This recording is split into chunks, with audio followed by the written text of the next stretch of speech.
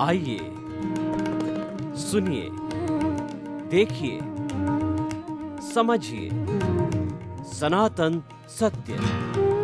जैसी दृष्टि वैसी सृष्टि, दृष्टि विज्ञान।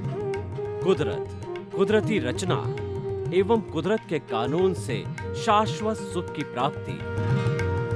जोधपुर के परम पूज्य महात्मा उपासक प्रोफेसर डॉक्टर सोहन राज तातेड़ के निर्देशन में सनातन सत्य। जैसी दृष्टि वैसी सृष्टि, दृष्टि विज्ञान।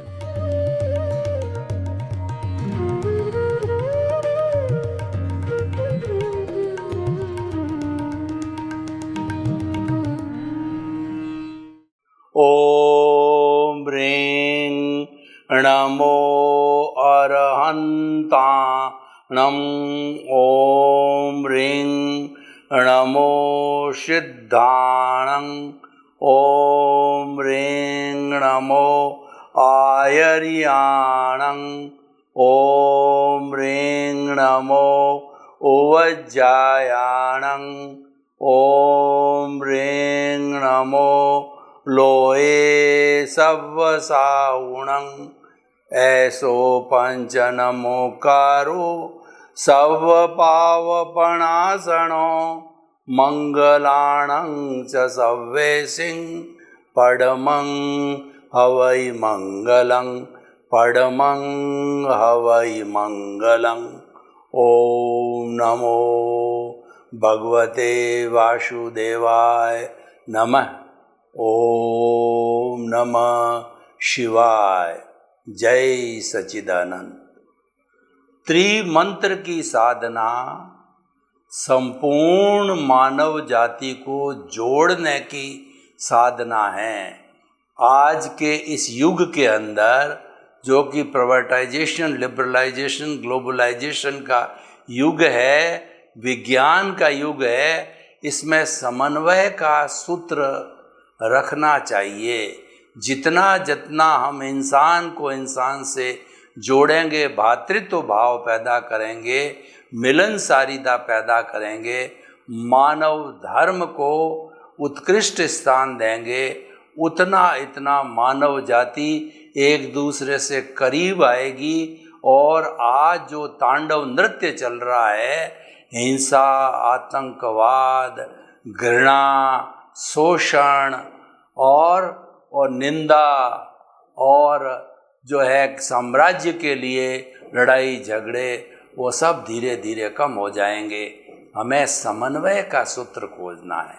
सनातन सत्य, यूनिवर्सल ट्रुथ, सार्वभौम सत्य, ये कुदरत, कुदरती रचना और कुदरत के कानून से प्राप्त होता है। और इसके अंदर जैसी दृष्टि वैसी सृष्टि को ध्यान में रख करके दृष्टि विज्ञान, रियल पुरुषार्थ बताया जाता है। इससे निष्पत्ति होती है, शाश्वत सुख की प्राप्ति होती है, ब्लिस की प्राप्ति होती है। वो मानव जीवन का सर्वोत्तम लक्ष्य है।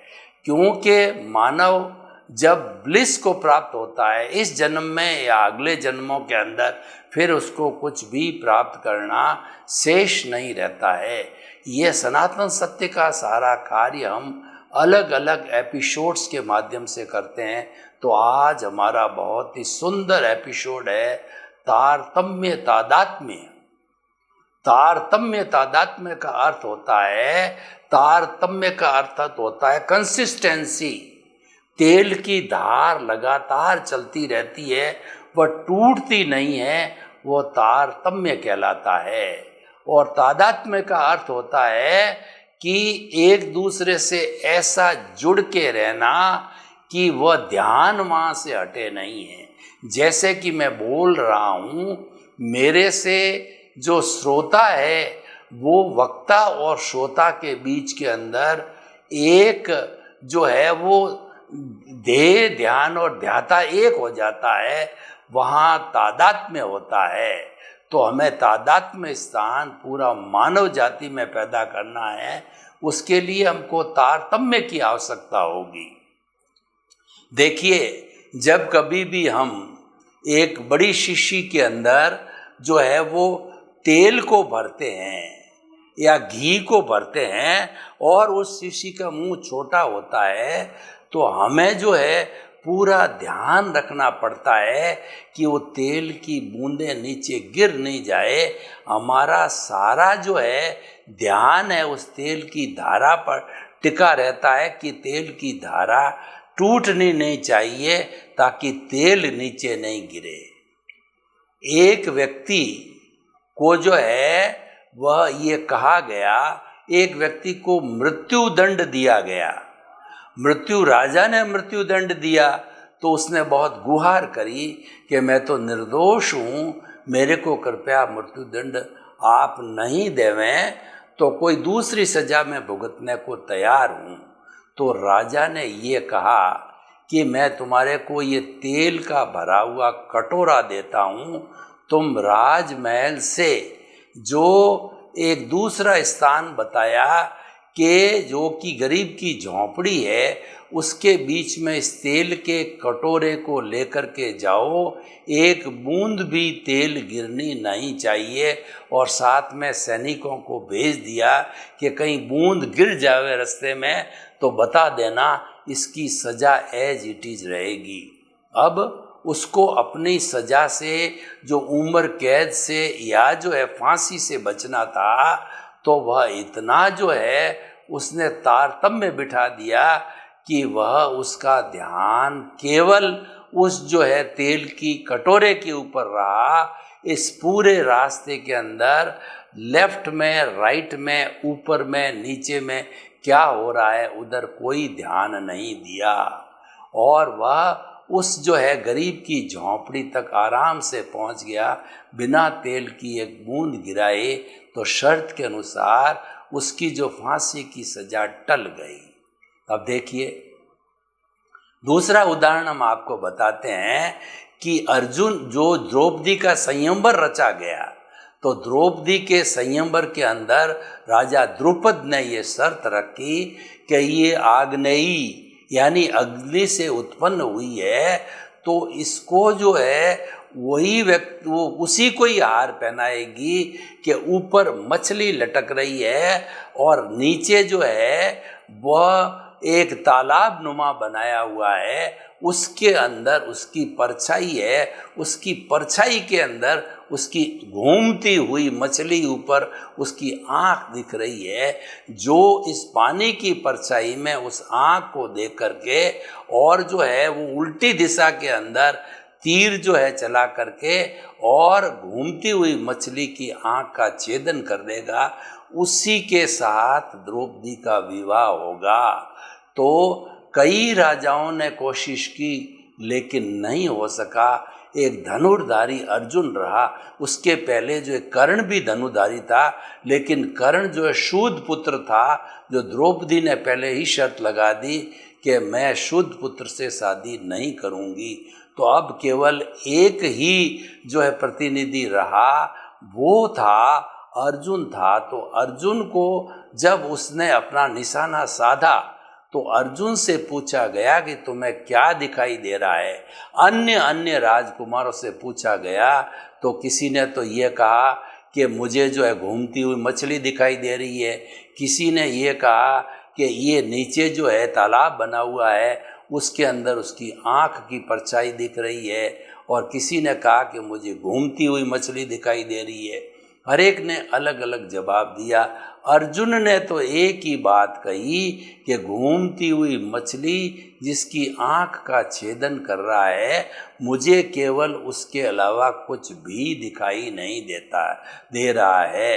तो उसने तारतम्य बिठा दिया, उसने अपने लक्ष्य को साध लिया, लक्ष्य के प्रति तारतम्य बैठा दिया, यानी ध्यान ध्येय और ध्याता एक हो गए। तो एक होने की जो स्थिति है ये तारतम्य की स्थिति होती है। उसी तरीके से जो है अगर कोई विद्यार्थी सिर्फ अपने रिजल्ट के ऊपर, रिजल्ट ओरिएंटेड होकर के ऊपर उसके ऊपर नज़र टिकाए कि मुझे तो ये मेरा जो है वह लक्ष्य पूरा करना है, तारतम्य बिठावे तो लक्ष्य की प्राप्ति कर सकता है।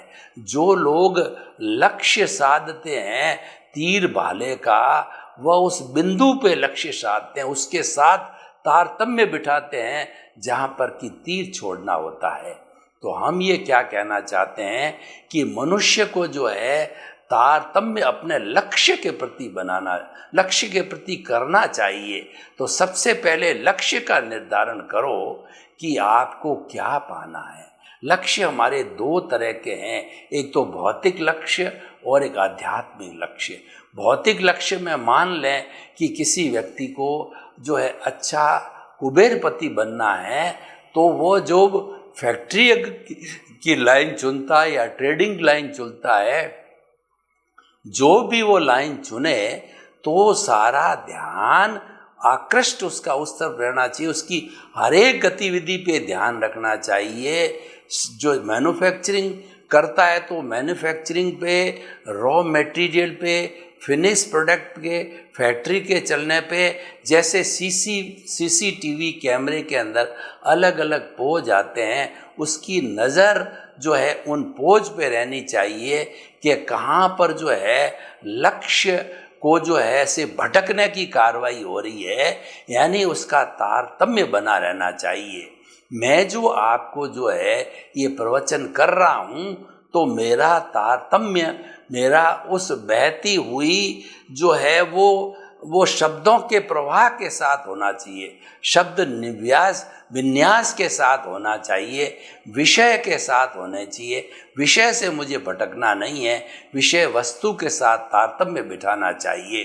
तो तारतम्य का अर्थ होता है एकाकार होना, और एक होता है तादात्म्य। ये दोनों मिलते जुलते हैं, तारतम्य और तादात्म्य दोनों मिलकर के लक्ष्य को अच्छी तरह से जो है वो कर सकते हैं। तादात्म्य का अर्थ होता है डिवोशन और डेडिकेशन, यानी आपने तेल की धार पे अपना लक्ष्य तो बना दिया कि आपका ध्यान तो वहाँ है, लेकिन उससे जुड़ी हुई कई वस्तुएं हैं, जैसे कि आपका पोज है, हाथ का पोज है, शीशी हाथ के अंदर है और तेल जो है दूसरे हाथ में है, दोनों हाथ हिलने नहीं चाहिए।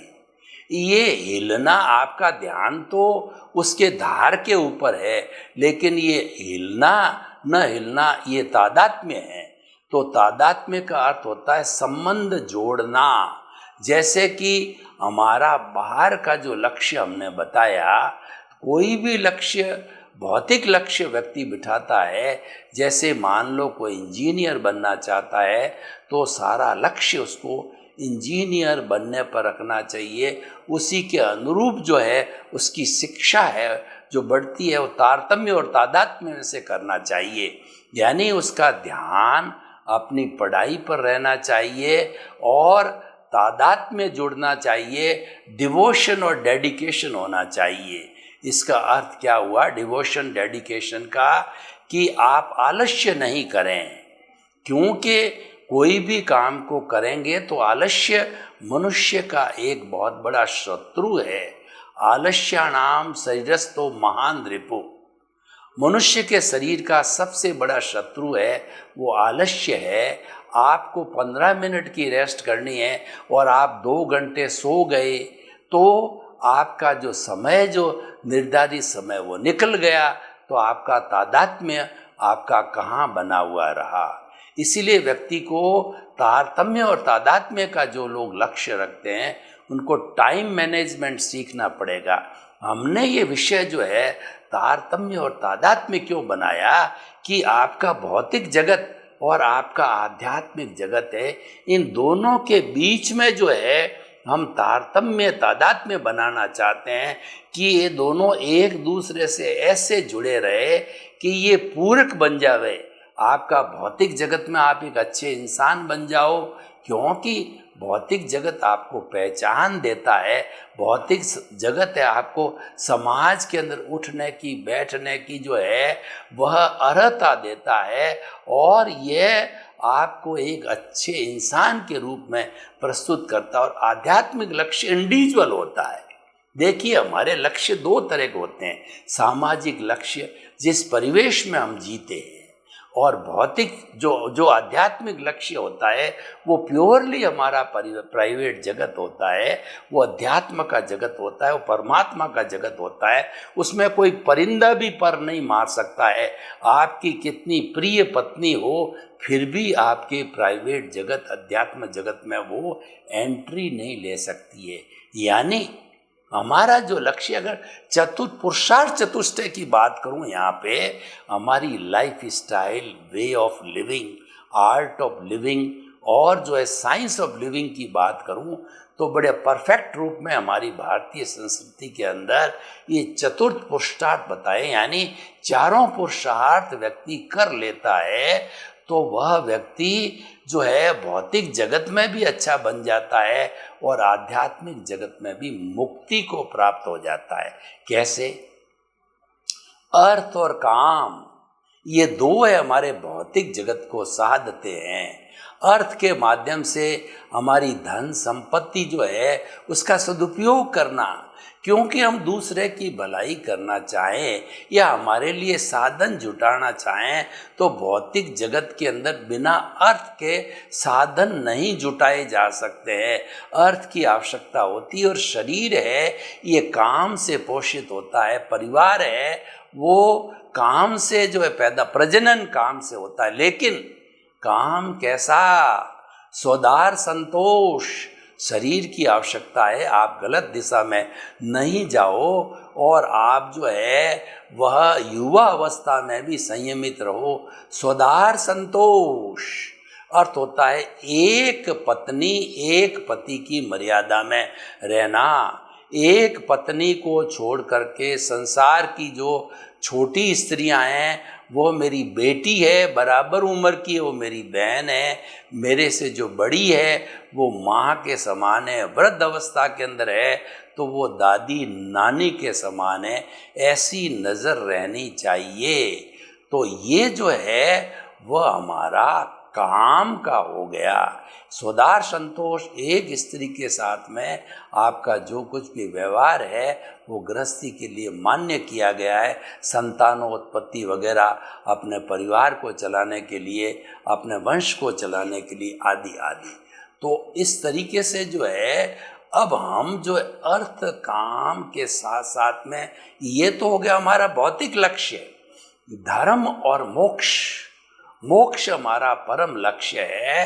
मोक्ष हमारा जो है कहना चाहिए शाश्वत सुख है, ब्लिस की अवस्था है कि वो हम प्राप्त क्यों करना चाहते हैं कि इस भौतिक जगत में हम कभी सुख के पलड़े में झूलते हैं, कभी दुख के पलड़े में झूलते हैं। हम 9 महीने माँ के गर्भ के अंदर उल्टे लटकते रहते हैं, गर्मी महसूस होती है, खट्टा मीठा हमको माँ का खून मिलता है और इतनी गंदगी रहती है, इतनी बदबू रहती है।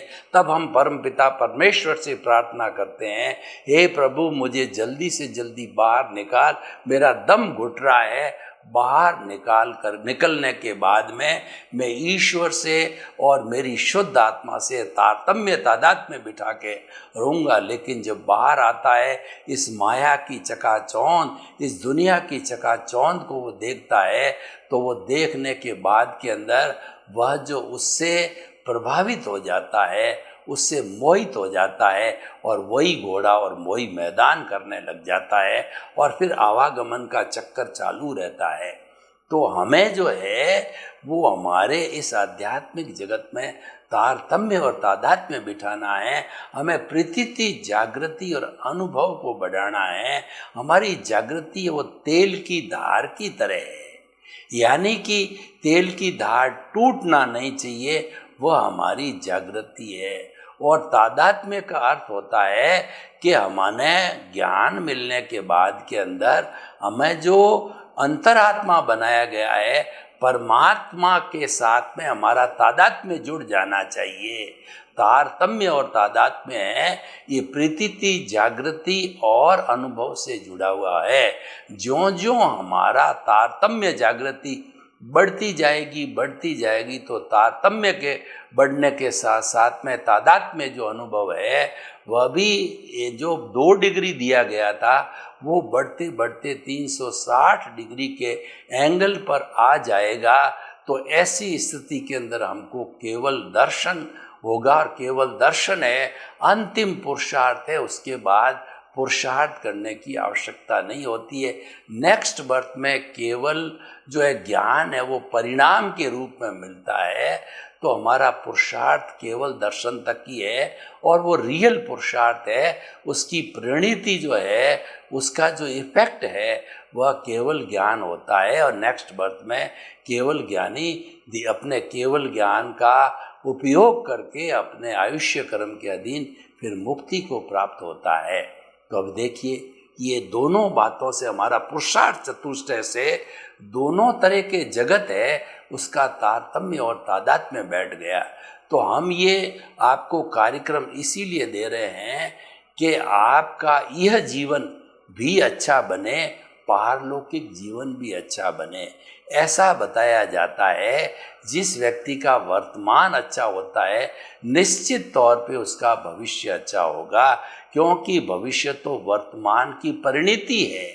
हमारा जो पुरुषार्थ है वो वर्तमान है, और भविष्य है उसका परिणाम है। तो इसीलिए वो हमें अच्छा परिणाम अवश्य मिलेगा। और यह भी कहा जाता है कि जिसका पास्ट यानी जिसका भूतकाल अच्छा रहा है उसका वर्तमान अच्छा होगा।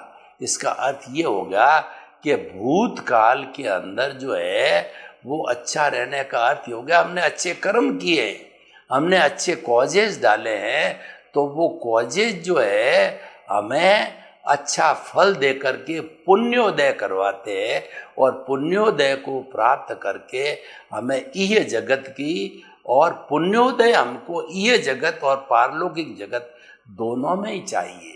मुक्ति जाने के लिए भी पुण्य चाहिए, और हर धार्मिक क्रिया जो धर्म की हमने बात कही, मन वचन काया की शुभ प्रवृत्ति है, धार्मिक क्रिया है, और हर धार्मिक क्रिया के साथ के अंदर जो है वो शुद्ध शुभ भाव जो है वो हमको पुण्य के रूप में बोनस के रूप के अंदर मिलते हैं। और उसकी निष्पत्ति क्या होती है, हमको अच्छी गति मिलती है। अच्छी गति कौन सी मिलती है, या तो मनुष्य जीवन मिलता है, या जो है हमको देव गति मिलती है। यह तो हमारी मन वचन काया की शुभ प्रवृत्ति हो गई। हम उससे ऊपर बात करते हैं कि आप जो है फिर आप मनुष्य गति में और जो है देव गति के अंदर चलते रहोगे, आपको टाइम लगेगा। हम आपको बताना चाहते हैं, उदाहरण देता हूँ, आपको यहाँ से बॉम्बे जाना है, तो बॉम्बे जाने के लिए आप बस का माध्यम है, ट्रेन का माध्यम है, और ट्रेन में भी एक्सप्रेस है और लोकल ट्रेन है, और भी जल्दी जाना चाहें तो फ्लाइट है। आप जल्दी से जल्दी जाने के लिए फ्लाइट का उपयोग करेंगे, क्योंकि आप टाइम मैनेजमेंट करते हैं, आप टाइम इज़ मनी मानते हैं, और आप समय को धन मानते हैं, समय की बचत करना चाहते हैं, तो आप फ्लाइट से जाएंगे। तो यहाँ पर जो है दो विधाएं खड़ी हो गई।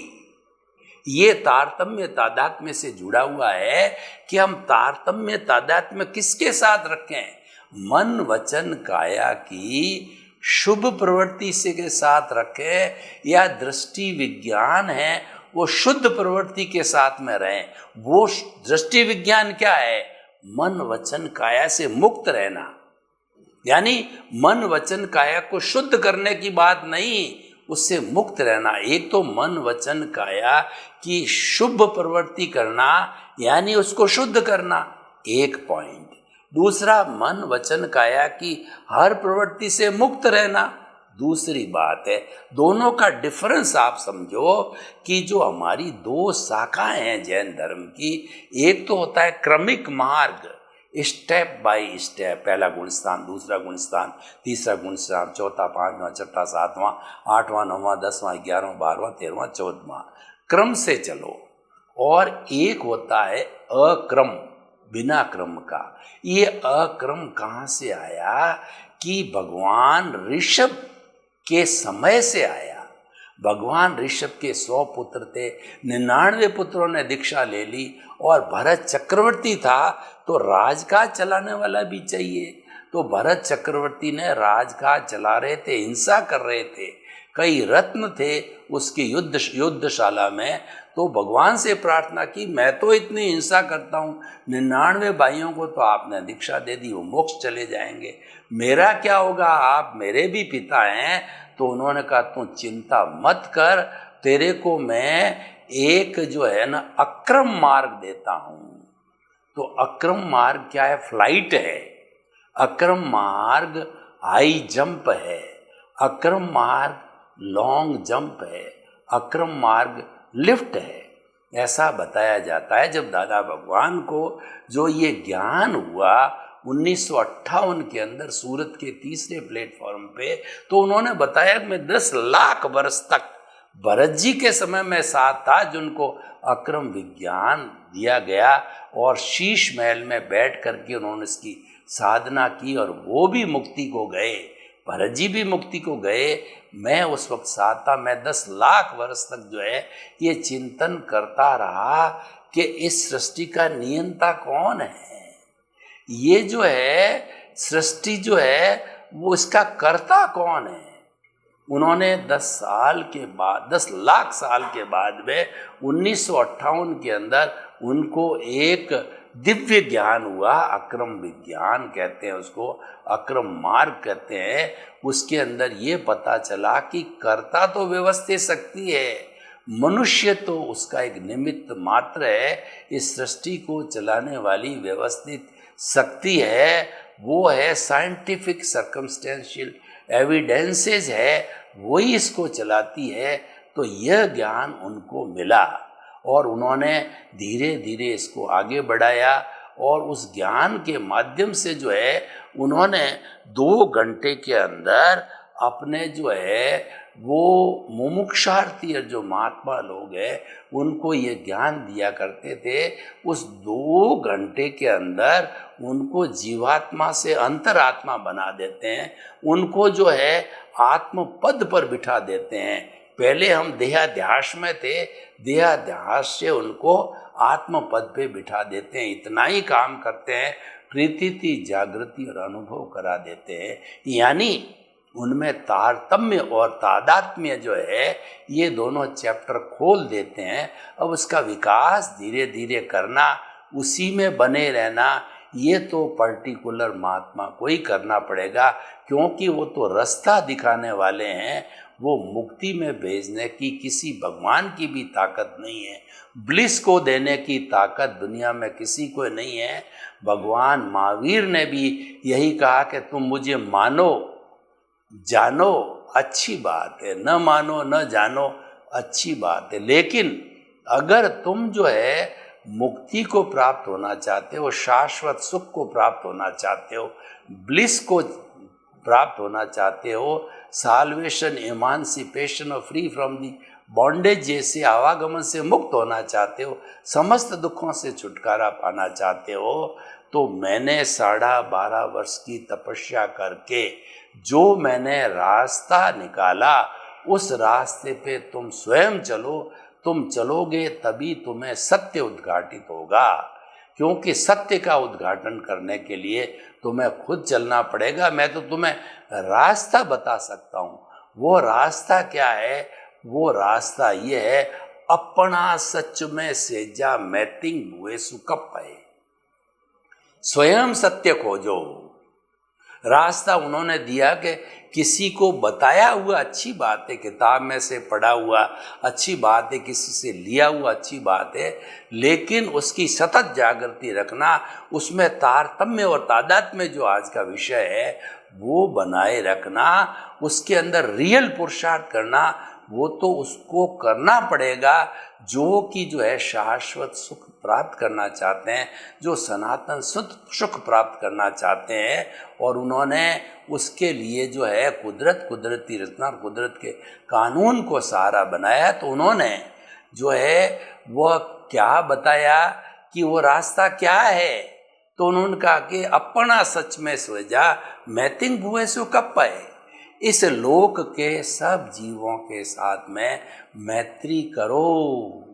जो 84 लाख जीवा योनियां हैं, उन जीवा योनियों को सबको मित्रवत समझो, किसी को दुश्मन समझो, किसी को दुख मत दो। तो इस तरीके से अगर हम तारतम्य और तादात्म्य हमारे भौतिक जगत और आध्यात्मिक जगत का लक्ष्य बनाएंगे तो हम शाश्वत सुख को प्राप्त हो सकते हैं। सर्वे भवन्तु सुखिनः, सर्वे सन्तु निरामया। लोक के सब जीवों को सुख मिले, शांति मिले, आनंद मिले और भ्रातृत्व मिले, प्रेम मिले, सौहार्द मिले और उनको स्नेह मिले, सबको मुक्ति मिले। आपके प्रति मंगल।